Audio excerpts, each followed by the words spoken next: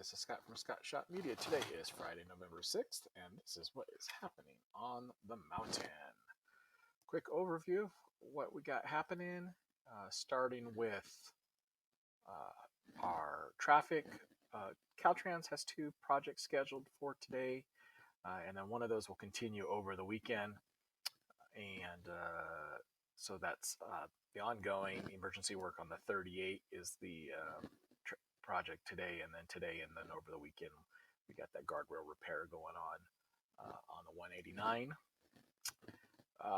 No fire weather forecasted today, and we have a rapidly approaching storm that is likely to give us rain and snow over the weekend. 5,700 feet. Not likely to get too much snow, maybe just an inch. Most of that's going to come in as rain, where another inch of rain is possible. Higher up, 6,200 feet, they're expecting 9 to 17 inches of snow, and even higher, mostly in the Big Bear area, it's a little less, 7 to 15. Sometimes the mountain range there prevents some of this southern moisture from making it in. So places like Running Springs, Green Valley Lake may actually get more snow, a little bit more snow than Big Bear. But we'll see. The timing is coming in, starting to come in tonight, and then the storm will be heavier in the evening, taper off tomorrow, strengthen again tomorrow night, and then taper off through Sunday.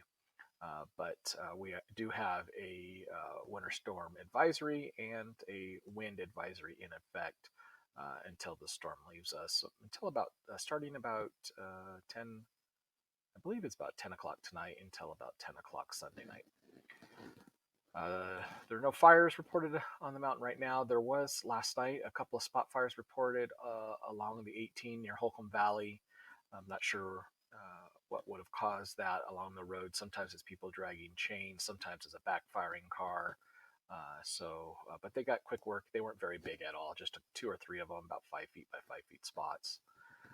4 crimes reported on the mountain in the past 24 hours.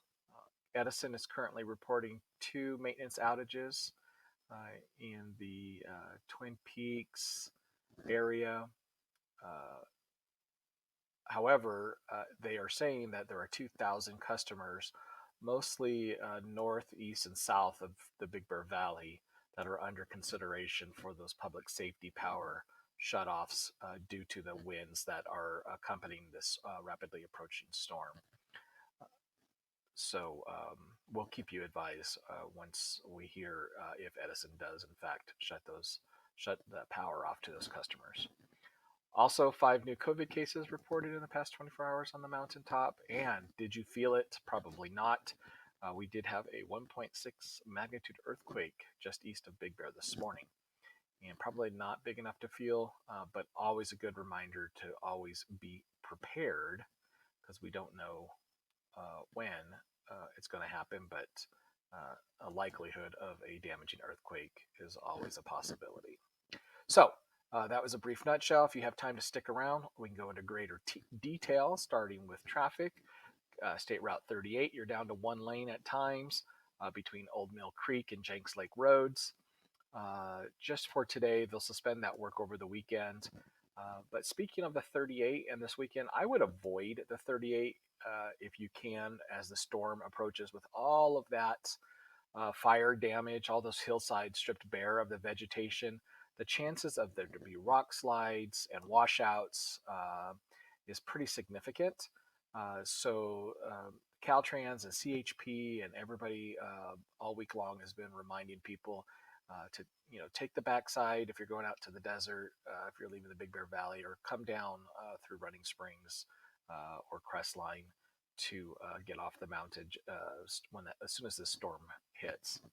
Over here on State Route 189, today and through the weekend, you're down to 1 lane at times for guardrail repair. In all of these cases, just keep a heads up, always slow down for the cone zone. In addition to that, we do have some stalled cars currently on the roadway. Caltrans or CHP's and tow trucks are going to quickly work to clear those. There was a larger accident last night, or early this morning. I believe it was around 4 this morning, that had the 330 closed at times and because the accident involved a fuel and oil spill, so the road needed to be closed down. So if you were turned around this morning coming down the 3:30 early between 4 a.m. and 7 a.m., I believe is when they finally got it reopened, that's what you missed. Our weather is the biggest story of the day, the biggest topic of the day. We have a wind advisory in effect starting this afternoon, and then this evening or overnight, we have a winter weather advisory. We are likely to get a mixture of rain and snow as it comes in, and then as the temperatures drop overnight, that will convert to snow. Lower elevations below 5,700 feet, you're not likely to see much snow at all. So over there in Crestline area, Lake Gregory, mostly it's going to come in as rain. Expect to see a dusting of snow and maybe an inch or even more of rain throughout the weekend. Running Springs area, 6,200 feet, that is likely going to, as soon as it cools off, likely going to convert to snow. And you're expected to get maybe around a foot, give or take a couple of inches, and um, depending on when the temperatures drop. So it may come in as a little bit more rain and then convert to snow, or vice versa. And then same for the Big Bear Valley area, a foot snow, give or take a couple of inches. And then that storm moves out for all of us. Sunday evening, clearing to sunny skies, mostly sunny skies, starting next week, with the first few days of the work week, cold temperatures, low 40s, upper 30s, low 40s as our highs. So definitely seasonal weather, fall like, even winter like weather forecasted for next week. No fires currently reported on the mountain. We are still at elevated danger just for today until the storm does arrive, and then our danger actually drops for the first time in a long time to no risk of new fire start or spread, and then returns to a low risk early next week, where we will be, just because we're not sure how much moisture we're going to get. It does take a significant amount of rain and a significant amount of snow to change our fuel moisture content. So even though this will help slow our fire season, we're not quite sure if it's going to put an end to the fire season, just because we need to see what actually develops over the weekend. Hopefully, if we do get that foot of snow, that will be enough to increase fuel moisture content to get rid of it. But sometimes, even after a foot of snow, it takes 1 day of Santa Ana winds to dry out that moisture again. So for now, the forest floor will remain at extreme fire danger. It may drop temporarily over the weekend, but I wouldn't be surprised to see the extreme fire danger go throughout the rest of the month. No fires currently reported on the mountain. The El Dorado fire is still smoldering. This might be enough moisture coming in the form of rain at the lower elevations, snow at higher elevations above 6,000 feet. It should be sticking, and that might be enough to put an end to seeing this daily smoldering of the fire that's often being reported for people commuting up and down the 38. There were a couple of spot fires reported in the Holcomb Valley area off of the 18 last night. Not quite sure what caused them, but they were pretty small, 5 foot by 5 foot spots. They were quickly put out. No threat to the community.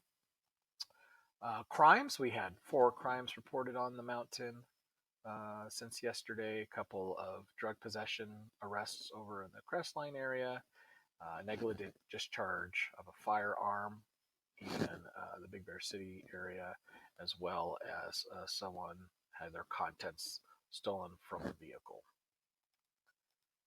Power outages, 2 power outages currently reported by Edison, one in the Arrowhead Highlands, one over here near Strawberry Peak near Twin Peaks.